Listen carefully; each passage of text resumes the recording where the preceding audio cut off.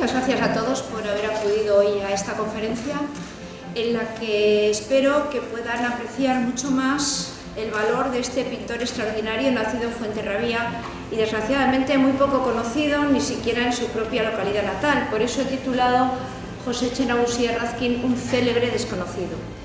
Bueno, José Etxenagusía fue sin duda el pintor guipuzcoano de su generación que tuvo una mayor proyección internacional, no solo porque residió en Roma, donde fue profesor y jugó un papel clave en el mundo artístico romano, sino también por sus éxitos y reconocimientos en Europa y Norteamérica.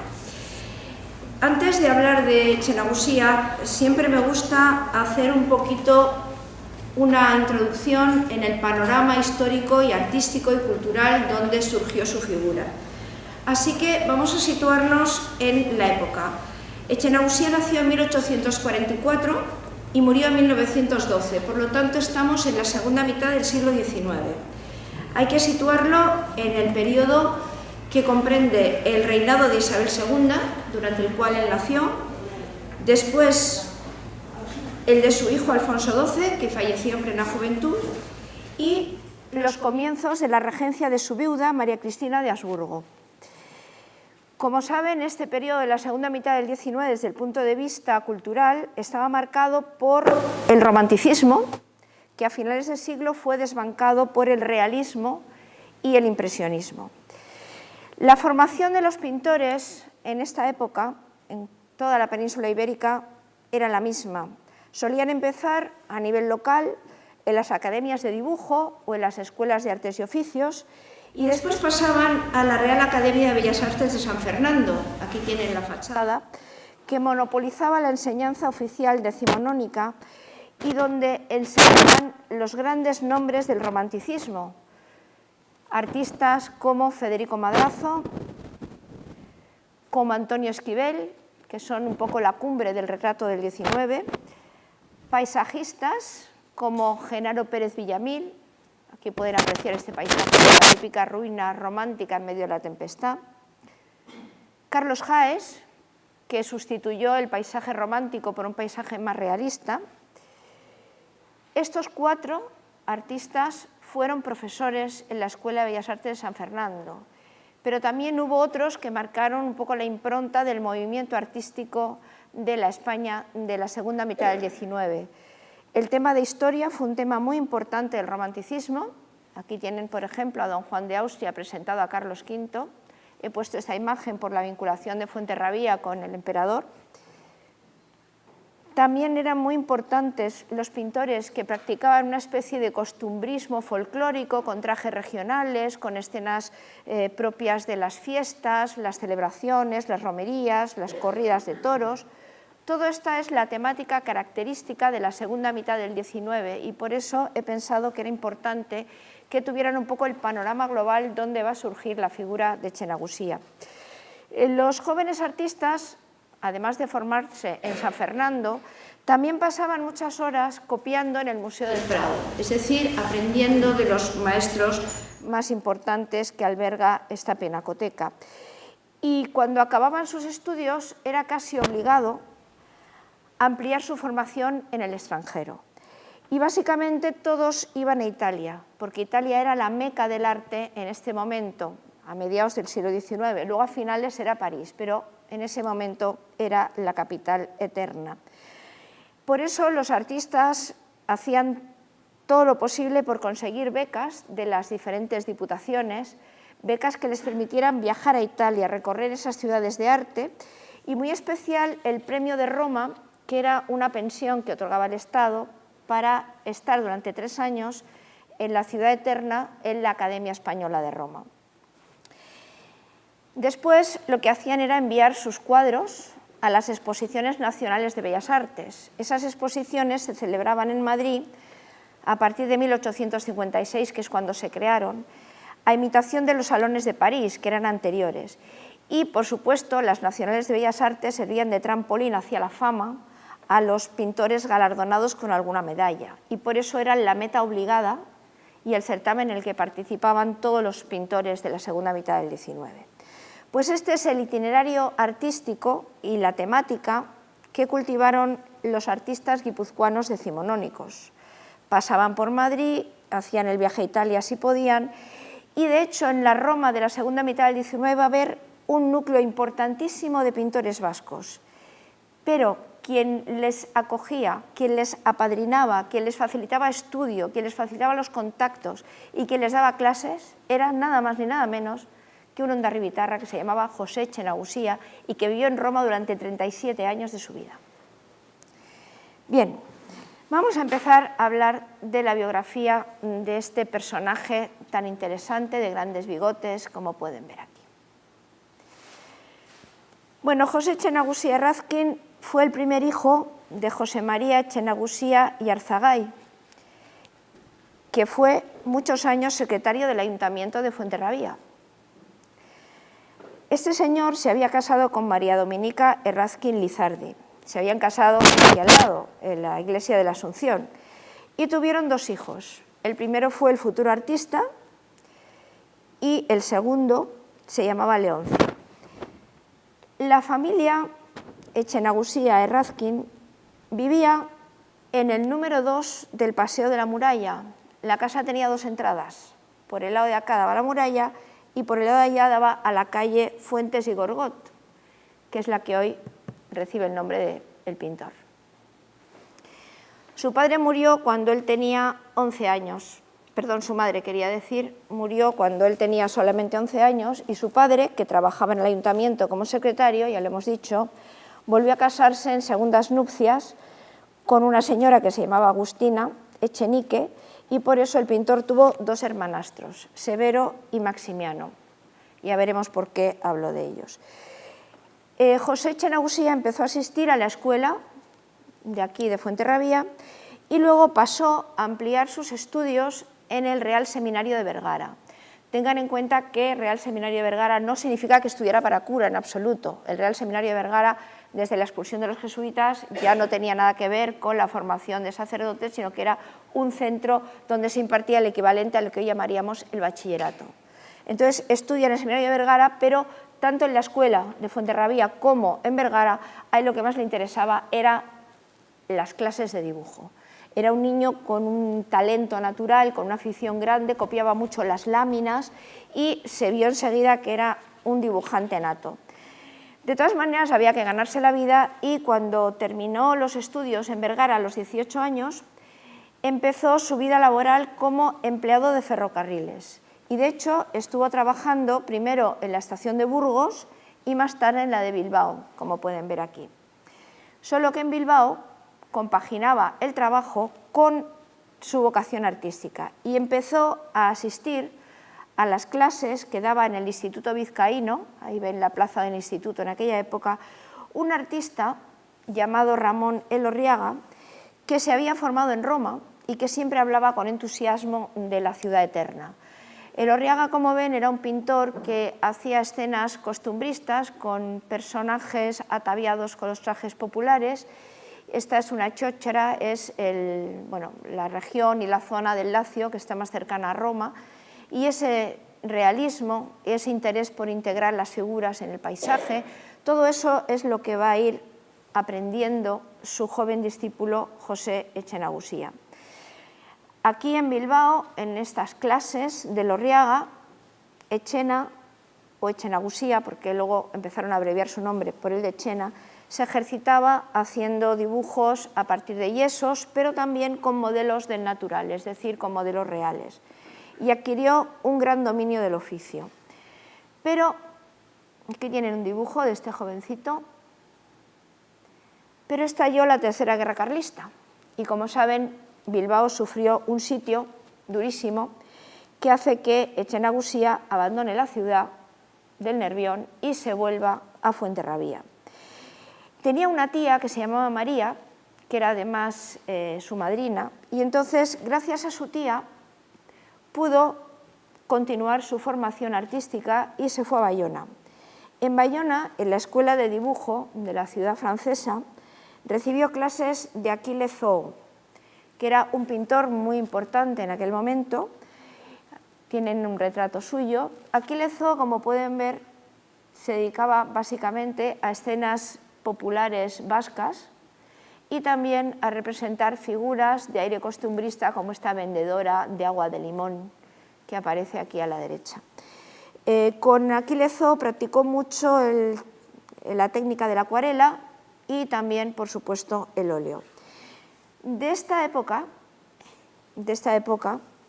cuando tiene 20 y tantos años, es este cuadro que representa al padre del artista, el que fue, como hemos dicho, secretario del ayuntamiento. Pueden ver perfectamente que, además de representar con toda fidelidad el rostro del modelo, tiene una tendencia a inspirarse en la pintura del XVII, en la pintura del siglo de oro, en esa pintura que era muy apreciada precisamente por Achille Zoo y los pintores franceses de la zona de Bayona. Se trata de una obra donde la luz modela perfectamente el rostro, donde el fondo es neutro para que nada desvíe la atención de la fisonomía del retratado y se nota perfectamente su dominio del dibujo y del color. Fíjense en las manos, el relieve de las venas. Siempre se dice que las manos y los pies es lo más difícil para un pintor, pero desde luego en esta obra, con una paleta reducida pero muy matizada, se nota que este jovencito José Echenagusía ya era un pintor de categoría.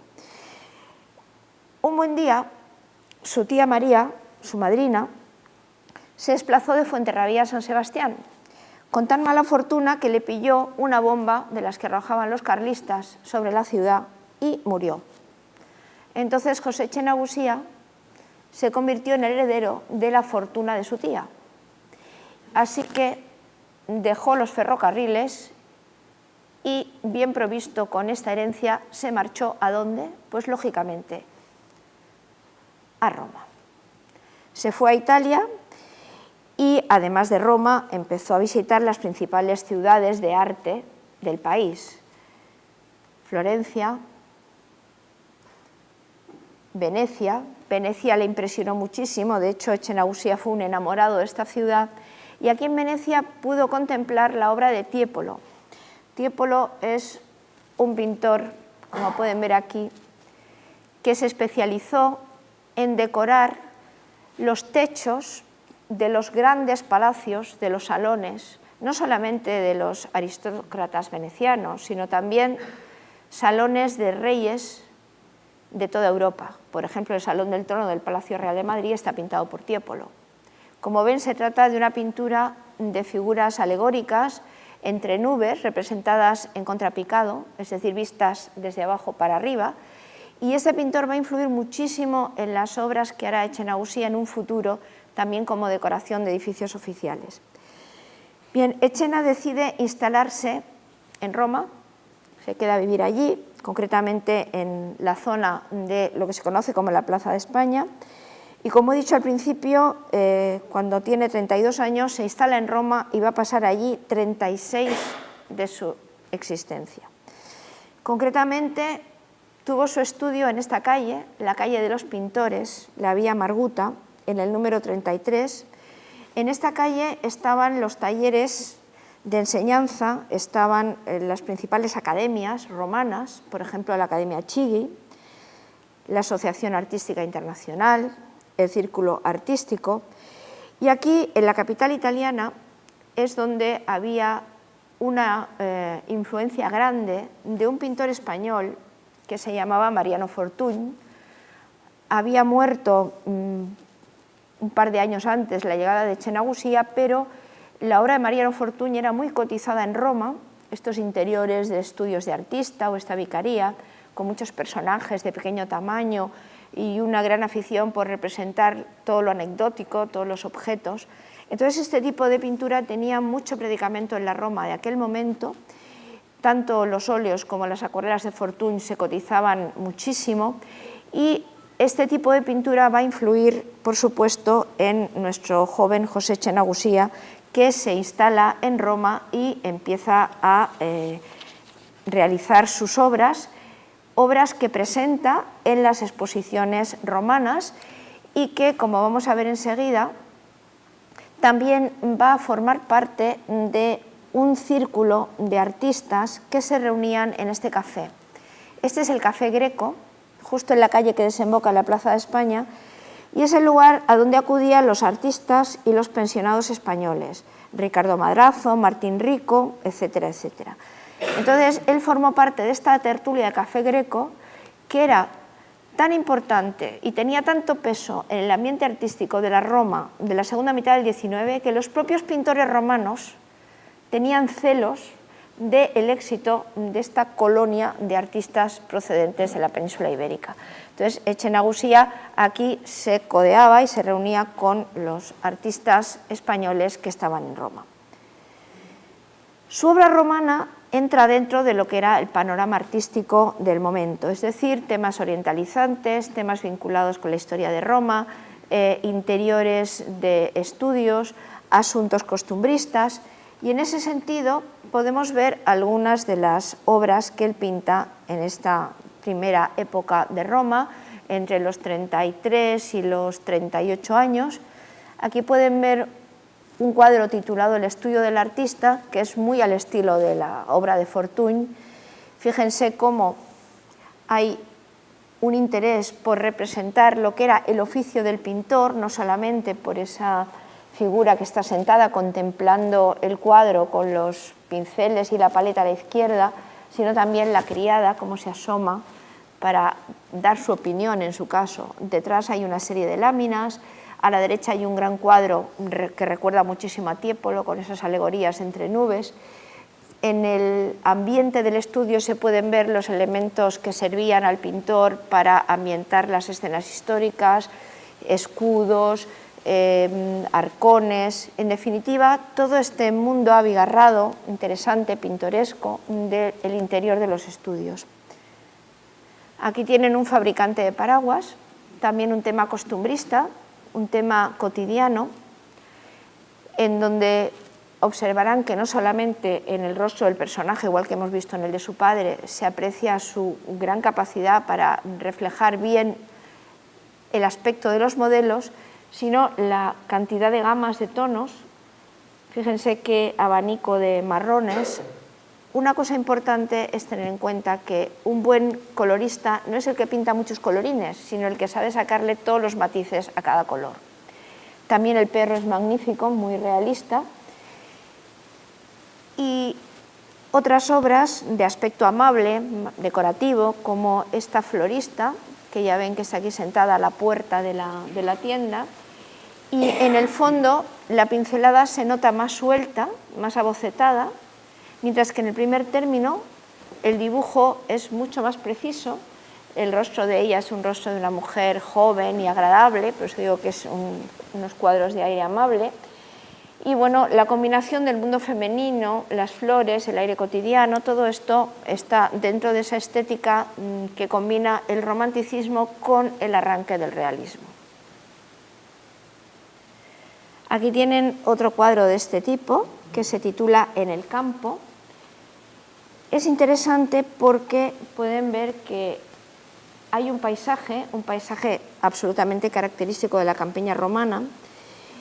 Es una pintura que, aunque está realizada en el estudio, parte de bocetos tomados del natural, lo cual nos está hablando ya de cómo los pintores se van acercando en la segunda mitad del XIX a esta idea de que hay que captar la naturaleza directamente, al aire libre, lo que se llama en francés el plein air.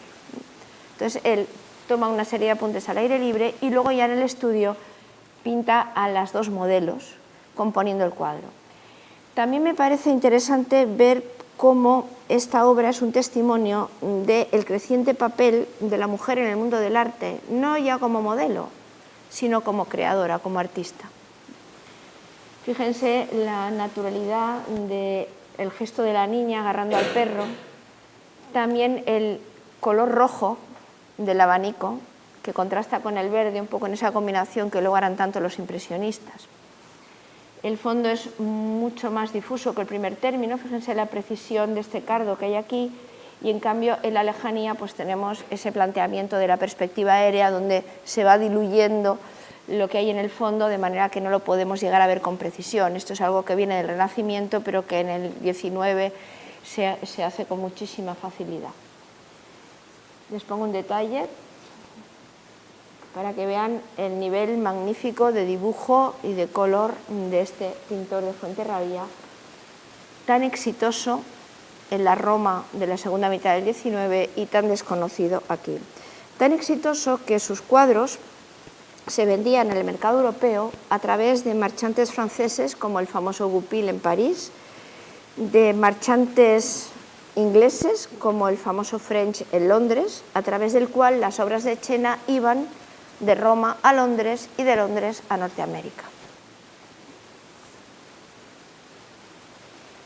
Bien, como complemento a su trabajo, Etxenagusia abrió en el año 1880 una tienda de arte en la Vía del Babuino, que es esta calle de Roma que desemboca en la Piazza del Popolo.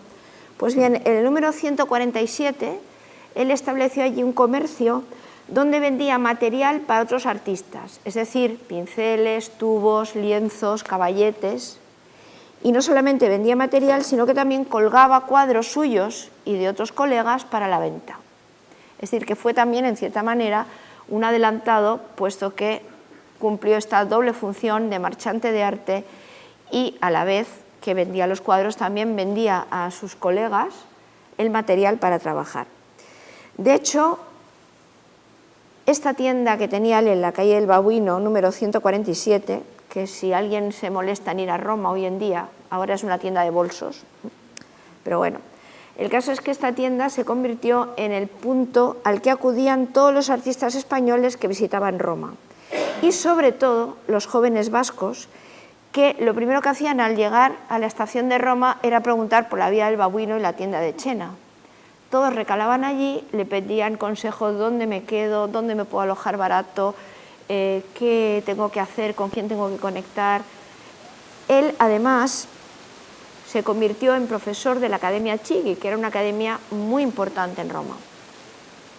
Y de esa manera, José Etxenagusia fue el elemento fundamental al que acudían todos los artistas vascos, pues Antonio Aramburu, Anselmo Guinea, Díaz Olano, Arrue, el propio Zuloaga, todo el que iba, Ignacio Ugarte, todo el que iba a Roma, lo primero que hacía era pasar por la tienda de Etxena, porque no solamente les proveía del material, sino que además les situaba en la ciudad, les explicaba cómo moverse por Roma, les buscaba estudio y a veces les dejaba el suyo propio, ese que hemos visto en la Vía Marguta, ¿no?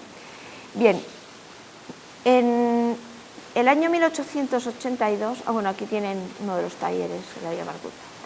En el año 1882, Etxena vino al País Vasco porque presentó un par de cuadros en la Exposición Provincial de Vizcaya.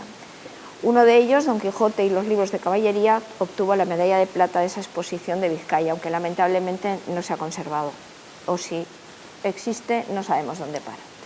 Pero con motivo de esa exposición se vino a Fuenterrabía. Y aquí fue cuando el párroco de Fuenterrabía le encargó que hiciera alguna cosa para la iglesia de su localidad natal. Y así es como va a decorar Etxena uno de los testeros de la sacristía de la parroquia de Santa María de la Asunción y del Manzano, con un motivo lógicamente religioso, que es este, la subida al Calvario. Aquí pueden ver el conjunto arriba y abajo a la derecha el detalle. Es un tema que él va a tratar mucho, el tema de la pasión de Cristo, no solamente en esta obra, sino en alguna más. Y fíjense cómo es un planteamiento bastante novedoso, porque las protagonistas que están en el primer término son las tres Marías. Y en cambio, en la parte superior, aquí, es donde aparece la figura de Cristo llevando la cruz, subiendo al Gólgota, pero en segundo plano, más difuminado, de manera que el elemento femenino es el protagonista en primer término, y también es interesante cómo recrea la ciudad de Jerusalén con todas esas arquitecturas de cúpulas blancas. El tema religioso es un tema que él va a cultivar en diferentes ocasiones. Y el hecho de que la historia sagrada, de alguna manera, tiene que ver también con un país lejano, como es Israel, como es el mundo oriental, participa de ese interés suyo por los motivos románticos. Pero la obra más importante que pintará Etxena de tema religioso de un tamaño espectacular, porque esta obra medía, digo medía porque la pintura en sí no sabemos qué ha sido de ella, pero sí tenemos este dibujo preparatorio. Bueno, el lienzo medía 5 metros de alto por 7,5 de ancho, ¿se imaginan? Trabajó casi 2 años en este cuadro para presentarlo en la Exposición Nacional de Bellas Artes de Madrid de 1884. Hizo infinidad de dibujos preparatorios y estudios históricos para conseguir la máxima fidelidad en la indumentaria, tanto de los soldados romanos como de los rabinos judíos. Y este cuadro, cuando lo presenta, insisto en que ya veremos un poco cuál fue la historia después del cuadro, porque este cuadro viajó muchísimo, cuando lo presentó la Nacional de Bellas Artes de Madrid, fue también aplaudidísimo y consiguió una medalla de segunda clase. Ahora bien, de Madrid el cuadro se trasladó a Roma, se expuso en Roma también con enorme éxito. De Roma fue a París, lo mismo. De París a Londres. Toda la prensa internacional hablaba de este cuadro de Chena que se titula Llegada al Calvario y que realmente conmocionó mucho a todos los que lo veían por este Cristo que está en pie, cabizbajo, humillado, antes de que le claven en la cruz, una cruz que aparece en el suelo en primer término, marcando una perspectiva, como ven, muy fuerte. En el segundo término aparece Cristo y aparece flanqueado por personajes a la izquierda del mundo romano y a la derecha del mundo judío. Podrán ver cómo el entorno es totalmente desolado, es decir, aunque está rodeado de gente por todas partes, la sensación de soledad, de aislamiento que tiene la figura de Cristo es impresionante. Entonces, estos periodistas que hablaron tanto del cuadro hicieron que una empresa editora de Edimburgo se lo comprara para poder hacer grabados y venderlos una vez que tuvieron la propiedad del cuadro. Porque claro, les voy a leer lo que dice el periódico El Eco de San Sebastián en una noticia publicada el 1 de mayo de 1885. Dice así: para comprender el éxito alcanzado por el cuadro de Chena, baste decir que la casa Hugh Patton & Sons de Edimburgo vendió al precio de 2 guineas cada uno más de 20.000 ejemplares de la reproducción que hizo en grabado de aquella obra. Por tanto, el cuadro en sí, yo me he molestado cuando hice el estudio sobre Chenausía de conectar con los descendientes de esta casa de Edimburgo para saber si se podía averiguar dónde estaba el cuadro, qué había sido de él. Pues no fueron capaces de decírmelo. También conecté con los museos de la zona, nadie sabía nada de ese cuadro. Solamente tenemos este dibujo, que si le ponen ustedes color mentalmente se podrán imaginar cómo era el lienzo. Pero repito que se vendieron más de 20.000 ejemplares en Londres y esos ejemplares están dispersos por residencias de todo el mundo, de manera que la subida al Calvario de Chena tuvo una repercusión internacional impresionante. Consecuencia de lo mucho que se documentó para esta obra fue el diseño de los trajes de legionarios romanos que tienen ustedes aquí. Los romanos famosos de Fuenterrabía que caen al suelo espatarrados cuando Cristo resucita, esos trajes, que los veremos el sábado en la excursión, fueron diseñados por Echena a raíz de la serie de estudios que hizo para este lienzo. Y de hecho hay algún cuadro suyo, como esta representación de Trajano, el emperador romano nacido en Hispania, con la coraza y con las grebas y con esa especie de falda de tiras de cuero, que es un cuadro muy interesante, está en el Ateneo de Madrid y que nos recuerda perfectamente a la vestimenta que diseñó para los legionarios de Fuenterrabía. Todo el mundo conoce a los legionarios, pero casi nadie sabe quién es el autor del diseño, ni sabe tampoco que es el autor de esa subida al Calvario que tuvo una repercusión en toda Europa impresionante y que incluso fue comprada por una editorial inglesa para hacer réplicas a mansalva. Bien, después del éxito de la llegada al Calvario, preparó en Roma otro cuadro de historia sagrada para la siguiente Exposición Nacional de Bellas Artes de Madrid, que fue la de 1887. Ese cuadro se llama Sansón y Dalila y actualmente está en el Museo de Bellas Artes de Bilbao. Es una obra de tema bíblico donde se mezcla lo religioso y lo orientalizante. Pueden fijarse en el magnífico estudio anatómico de Sansón, fíjense en Dalila, que va vestida un poco a la egipcia. También es asombrosa la cabeza del león. No sé hasta qué punto Etxena había visto, ¿no?, leones de verdad, pero es un cuadro de una calidad, tanto en el dibujo como en los matices de color, impresionante, y esa ambientación de un tono exótico, un tono muy romántico, puesto que los románticos siempre tenían afición a lugares lejanos, a entornos orientalizantes, etcétera, etcétera. Este cuadro de Etxena, que también es de buen tamaño, mide 1,80 m por 2 metros, se expuso con mucho éxito, pero no consiguió medalla, lo cual le supuso para él una frustración muy importante.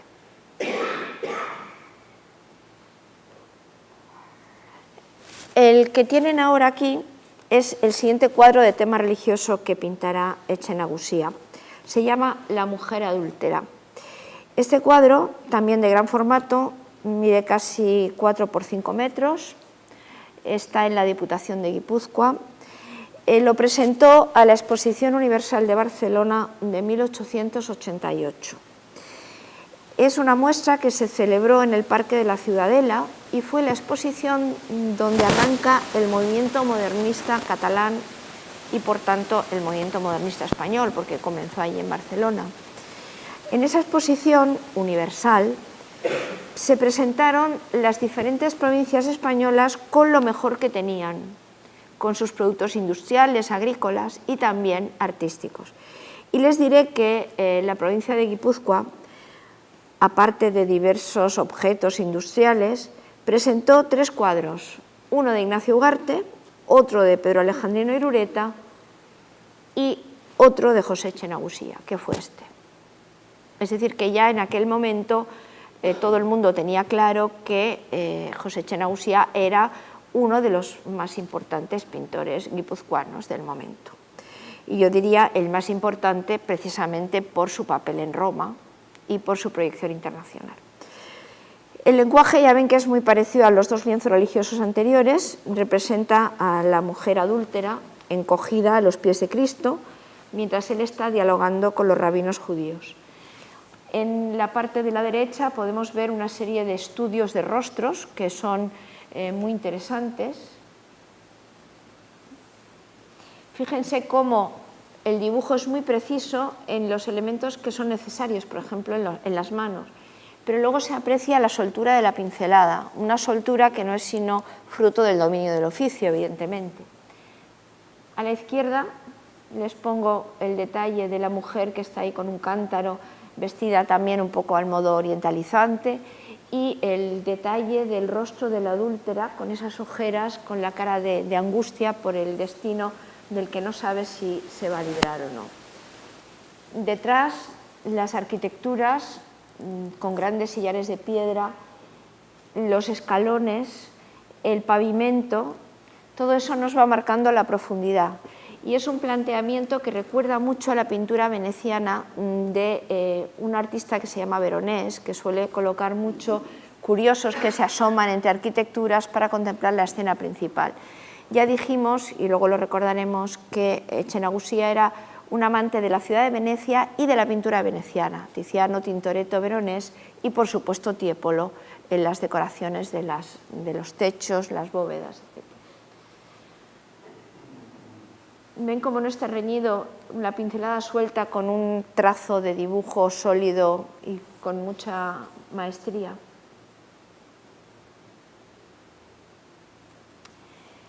Bien, hemos hablado de la afición de Etxenagusía por Venecia y efectivamente él visitaba mucho esa ciudad hasta el punto que llegó a tener una casa aquí, en el campo San Trovaso. A ver si señalo con el puntero. Miren, este es el campo San Trovaso, presidido por una iglesia, campo es lo mismo que plaza. En veneciano a las plazas le llaman no solamente piazza, sino campo. Entonces aquí tenía él un estudio y una vivienda, y esta iglesia, que es la iglesia de San Trovaso, tiene al lado el último astillero de góndolas que queda en la ciudad de Venecia. Lo digo porque si alguna vez tienen ocasión de ir a Venecia, vayan al río San Trovaso, que es este canal, vean el último astillero de góndolas, y justo aquí, delante de la iglesia, estaba el lugar donde Etxenagusia tenía su estudio y su residencia. Allí también, en ocasiones, compartía el taller con su gran amigo Pedro Alejandrino Irureta, otro pintor guipuzcoano que viajaba con frecuencia a Italia. Entonces, de sus épocas en Venecia, sobre todo acudía a Venecia en verano, con el buen tiempo, tenemos un montón de vistas de la ciudad realizadas con un toque muy espontáneo y donde vamos a ver enseguida capta perfectamente rincones característicos de Venecia. Aquí tienen la Piazzetta, que es esa pequeña plaza alargada que va desde San Marcos hasta el embarcadero. Pueden apreciar aquí a las mujeres y los niños paseando, ese soldado que las mira, es decir, un ambiente muy anecdótico, y la fidelidad con la que reproduce la arquitectura veneciana del momento, que además no ha cambiado en absoluto. La columna con el león de San Marcos el evangelista es el patrón de Venecia. Pueden ver también ahí la biblioteca.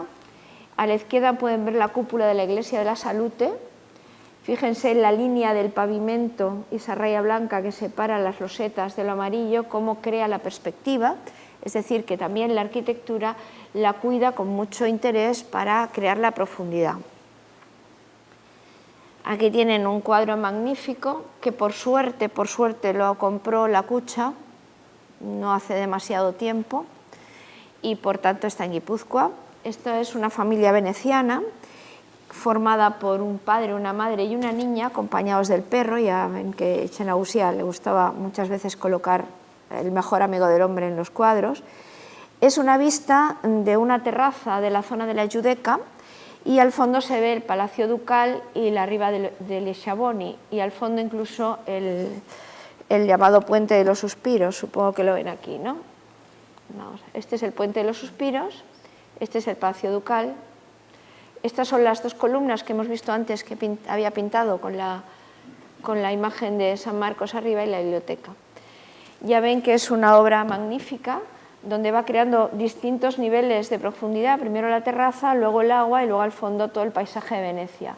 Unos celajes que contribuyen mucho a dar la luminosidad al cuadro y bueno, el contraste de la figura de negro con la tela roja que la pone a propósito, evidentemente, y el cuidado con que representa lo más cercano, ese pequeño bodegón sobre la mesa. En definitiva, un cuadro delicioso que, como digo, por fortuna está en manos de la Cucha. Este balcón veneciano, una mujer asomada a un canal, este es el canal grande, al fondo otra vez aparece la iglesia de la Salute y es muy bonita el reflejo de la luz en el agua, un poco con un toque ya preimpresionista. Se trata, como pueden ver, de un sol poniente que tiñe el cielo de una tonalidad anaranjada, y muy el primer término, ese balcón gótico, al igual que la barandilla de la terraza anterior. La figura femenina con el abanico rojo, ya sabemos que el rojo es un color que crea mucha viveza y mucho contraste, y desde luego se trata de una obra deliciosa de las muchas que pintó nuestro gran artista de Fuenterrabía. Un detalle.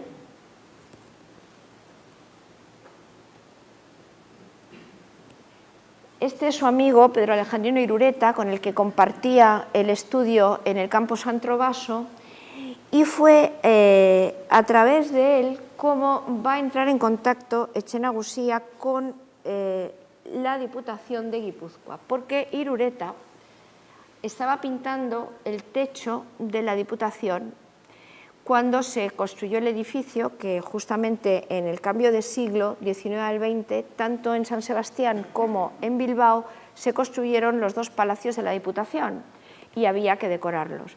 Entonces, cuando a Irureta le encargan el techo de la Diputación de Guipúzcoa, pues Irureta comenta que cómo no se les ocurre a los de la Diputación encargarle algo al más grande pintor guipuzcoano del momento, que era precisamente José Echeniaga. Así que finalmente deciden encargarle una cosa importantísima. Si ustedes han entrado en el Palacio de la Diputación de Guipúzcoa, saben que hay una gran escalinata de mármol que termina en una vidriera. Bueno, pues fue Echeniaga el que hizo el diseño para esa vidriera. Una vidriera que luego fue elaborada, por supuesto, en un taller de vidrieros, concretamente en Múnich.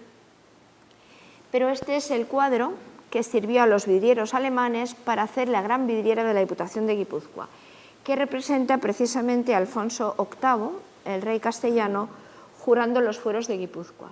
Como pueden ver, además, alrededor aparecen los escudos de todos los pueblos guipuzcoanos. Entonces, este es el cuadro a partir del cual se hace la vidriera, que se puede ver ahí hoy en el Palacio de la Diputación. Con motivo de la elaboración de este cuadro para la Diputación de Guipúzcoa, estuvo Echena en San Sebastián y decidió participar en los Juegos Florales Éuskaros de 1892 con dos obras, una que se llamaba Irrinchi y otra que se llama Amaya. La obra que se llama Amaya es esta, y aunque sufrió mucho y por lo tanto está muy restaurada, se puede ver que toda esta parte de aquí, todo esto, esta parte y aquella de arriba, este cuadro debió ser maltratado y luego finalmente se pudo rescatar, pero se trata de un cuadro que se encuentra en el Museo de San Telmo y que pone de relieve también cómo Echeniaga, a pesar de vivir en Roma, estaba vinculado a las tradiciones, a la literatura y al tema popular vasco. Bien, el Ayuntamiento de Bilbao también quiere que Echeniaga trabaje en la decoración del Palacio de Diputación que se está construyendo en la ciudad del Nervión. Y entonces, efectivamente, le piden a Echeniaga, al igual que otros dos artistas, Anselmo Guinea y Alcalá Galiano, que decoren las paredes y los techos del Palacio de la Diputación de Vizcaya. Y ahí es donde Echeniaga va a hacer una serie de obras importantísimas. Concretamente, va a hacer en los techos del salón principal una apoteosis de Vizcaya donde representa al modo de Tiepolo, o sea, vistas en contrapicado, personajes alegóricos entre nubes, una serie de escenas que tratan de exaltar precisamente la historia, el pasado, pero también el presente y el futuro de Vizcaya. Las tres obras se llaman El ayer, el hoy y el mañana. Les pongo la primera, el hoy, porque este es el cuadro preparatorio y lo de la derecha es una foto del techo del salón principal de la Diputación de Vizcaya. La foto no es muy buena porque como no me dejaron sacarlas a mí, me las mandaron ellos y la verdad es que no son demasiado logradas, pero la historia es, la primera zona se llama el ayer y representa a Marte. ¿Por qué? ¿Por qué el dios de la guerra? Porque había sido la última guerra carlista, recuerdan, cuando Echeniaga tuvo que marcharse de Bilbao, etc. Entonces, el ayer de Vizcaya, la guerra, las guerras carlistas. Pero eso ya se ha superado. El hoy, ¿qué es el hoy? Mercurio, el dios del comercio. Eso representa la potencia de la industria siderúrgica, de la banca, del comercio vizcaíno. Pueden ver ahí las chimeneas abajo. La prosperidad brillando sobre Vizcaya, todo ello en medio de nubes y remolinos de putti, que son como pequeños cupidos. Y luego está el mañana, que el mañana hace referencia a la prosperidad, en esas figuras tocando trompetas, el futuro brillante de Vizcaya. En otro salón del Palacio de la Diputación, un salón cuadrado, por eso él pinta un lienzo circular. Estos son lienzos que luego se pegan en el techo, no son frescos, no están pintados directamente sobre el revoco, sino que son telas pegadas. Entonces, esto representa el paso del tiempo, donde tenemos a las moiras, esas tres mujeres que se llaman Cloto, Láquesis y Atropos, que son las que tejen el hilo de la vida. Están observadas por Cronos, el dios del tiempo, que lleva la guadaña en la mano para cortar el hilo de la vida. Entonces, el estilo y la iconografía son totalmente características de la pintura veneciana de Tiepolo, que es en el que se está inspirando él para este tipo de escenas alegóricas de edificios oficiales.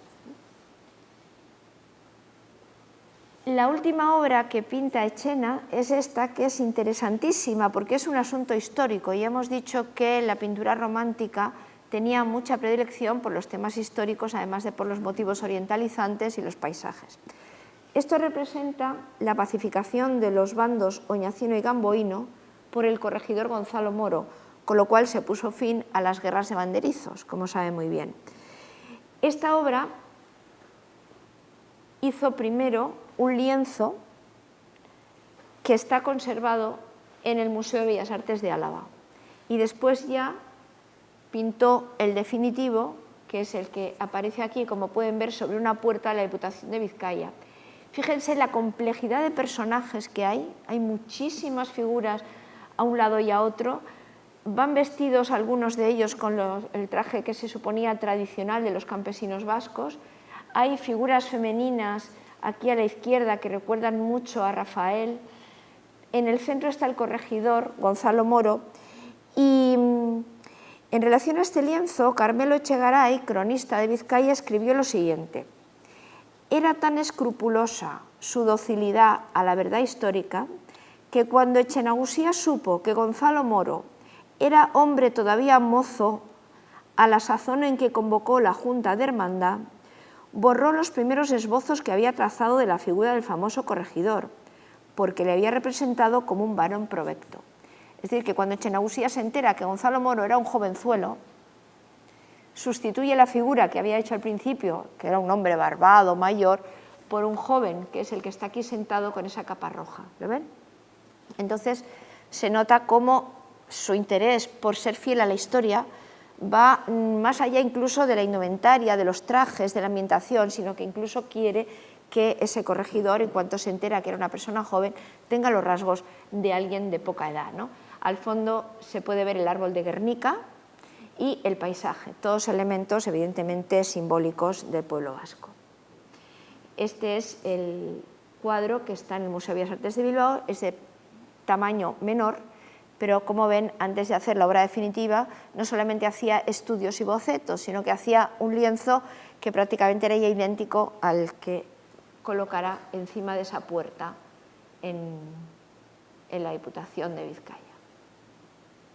Hay pequeñas variaciones, pueden ver por ejemplo el bastón, que aquí está y en el anterior no estaba, pero por lo demás es prácticamente idéntico.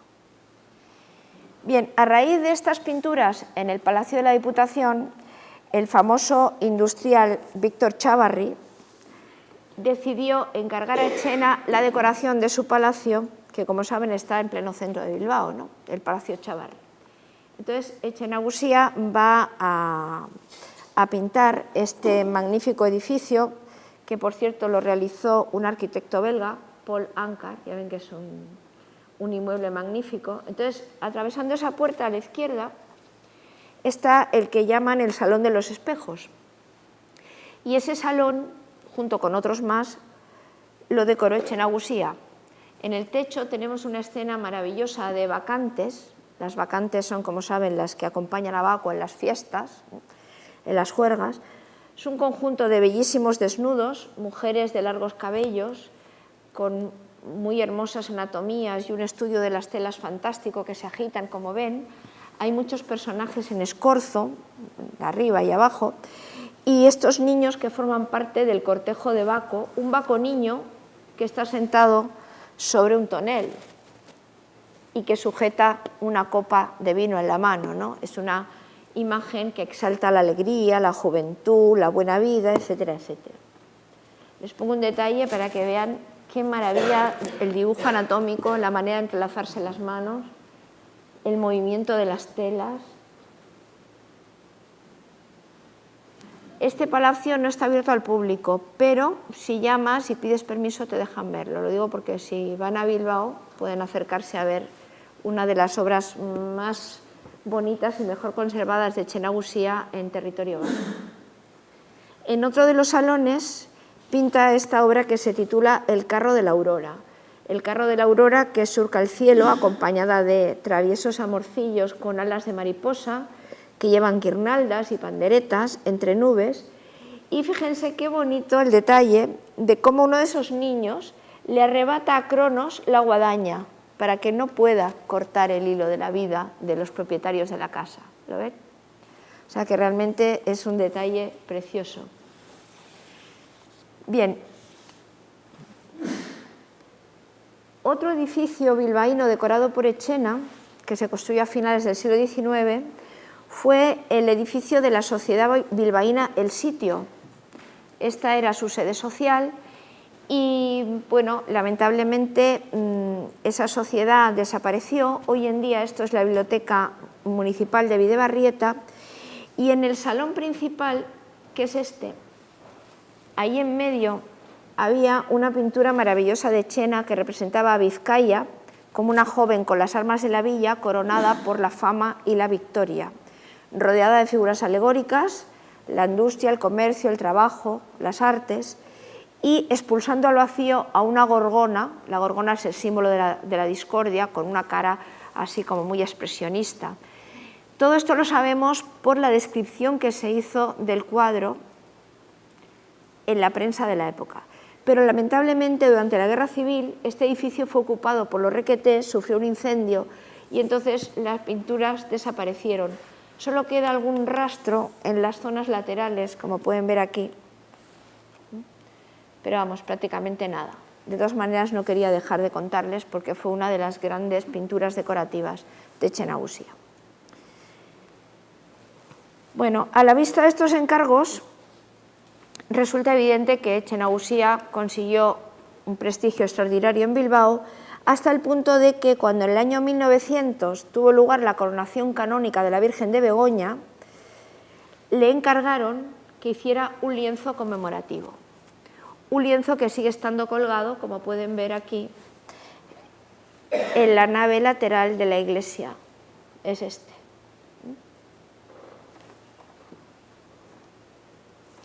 Aquí tienen la entronización de la Virgen de Begoña, enmarcada por los árboles que quedan a derecha e izquierda.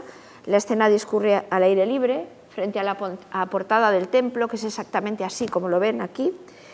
Y sobre un pedestal ha colocado a la Virgen y a los miembros del clero, pero alrededor, en esa multitud que abarrota el espacio, están los retratos de multitud de personajes bilbaínos conocidos de la época. Personajes civiles y militares, y también es muy bonito en primer término a la izquierda ese caballo de espaldas, que un poco como en las lanzas o rendición de Breda, como prefieran llamarle, de Velázquez, consigue crear un primer espacio de profundidad. Un cuadro también magnífico. Bien, de regreso a Roma, Etxena continúa trabajando, continúa dando clases en la Academia Chigi y contribuye a que sus marchantes pues sigan teniendo, por supuesto, lienzos para vender aquí y allá. Expone en Roma y entre algunas de las obras de su última época tenemos esta, que es una obra curiosa porque se titula Leda y el cisne, que es un tema mitológico. Ya saben que Júpiter, o Zeus, como prefieran llamarle, Júpiter es en latín y Zeus en griego, pues se transformó en cisne para poder tener relaciones con Leda. Entonces, bueno, aunque el tema es mitológico, sin embargo en la escena parece un paisaje romántico, con los cisnes en el lago, la barca ahí abandonada, solitaria, las ruinas. La luz es maravillosa, cómo se refleja en el agua, y también al fondo se nota una especie de bruma, esa manera de diluir lo que está más lejos. También es curioso porque con este mismo tema tenemos este abanico que ha salido hace poco en una subasta. Es una pintura para decorar un abanico, el abanico ya no está, pero la pintura sí, y pueden ver que aquí a la derecha reproduce la escena que hemos visto hace un momento, aunque aquí ya no hay una barca, sino que hay un templete clásico, y esta figura de una florista que ofrece al caballero una flor para colocarse en el ojal. Bueno, el caso es que en su última etapa Etxena es reconocido incluso por el Gobierno de España, por la monarquía española, con el título de Caballero de la Orden de Carlos III, como uno de los grandes artistas españoles de renombre internacional, que ha triunfado en Roma, que ha triunfado en París, que ha triunfado en Londres. Esto que tienen aquí es la imagen de la casa donde vivía Etxena y donde falleció el 31 de enero de 1912 a los 68 años de edad de una parálisis cardíaca. Por lo menos eso dice en su informe el cónsul de España, que se personó en su domicilio y hizo todos los trámites. Aquí, en cuanto se supo de la muerte de Etxena, el consistorio decidió cambiar el nombre de la calle donde él había nacido. Ya hemos dicho que la casa donde él había nacido daba a la calle Fuentes Gorgot por un lado y al otro lado daba al Paseo de la Muralla. Entonces el Ayuntamiento de Fuenterrabía, el 28 de septiembre de 1912, tomó por unanimidad el acuerdo de cambiar el nombre de la calle Fuentes y Gorgot por el de Pintor Etxenagusía, que sigue teniendo todavía hoy, y el Museo de San Telmo, en San Sebastián, organizó una gran exposición antológica con su obra, que fue comisariada por su amigo Irureta. En la Diputación de Guipúzcoa, en esa exposición, fue cuando compró el cuadro La mujer adúltera, que hemos visto hace un momento, pagando 5.000 pesetas por él. Bien, José Etxenagusía dejó una huella importantísima en Roma y allí, en ese taller de la Vía Marguta, dio clase a artistas alaveses como Ignacio Díaz Olano, a artistas vizcaínos como Anselmo Guinea, a artistas guipuzcoanos como Antonino Aramburu, como José Salís, también muy conocido como pintor de Fuenterrabía, a Ignacio Ugarte y al propio Zuloaga, que estuvo un tiempo con Etxena, aunque poco, porque Zuloaga vio que Roma no le interesaba y prefirió marcharse a París. Pero con esto quiero decir que el magisterio de Etxenagusía en Roma y su papel fundamental como aglutinador de toda la colonia de artistas que llegaba allí fue realmente decisiva.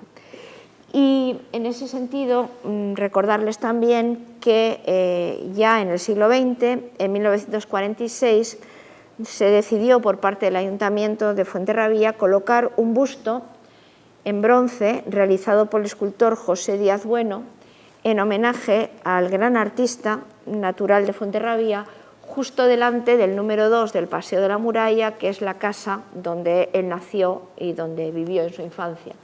Aquí tienen el busto con esos grandes bigotes, Fuenterrabía a su preclaro hijo, el pintor Etxenagusía.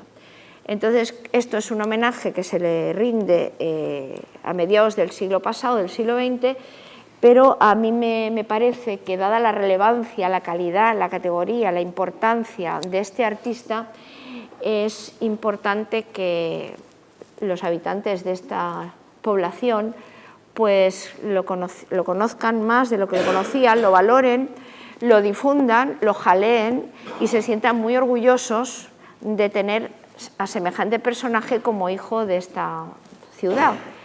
Y bueno, pues este era mi objetivo, poder permitir a través de esta conferencia, que espero que les haya gustado, que tengan un conocimiento mayor y que valoren más la obra de este pintor extraordinario.